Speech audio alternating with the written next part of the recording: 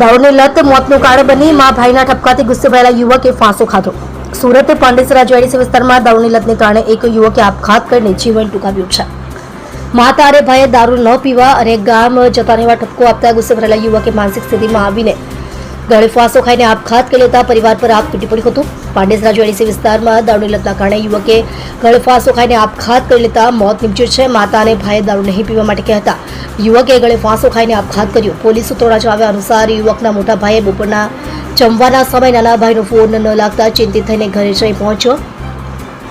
ઘરનો દરવાજો ખોલતા તેમણે નાના ભાઈને ફાંસો ખાધેલી હાલતમાં જોયો। આ દ્રશ્ય જોઈને આસપાસના લોકો એકઠા થયા અને 108 એમ્બ્યુલન્સને બોલાવી હતી।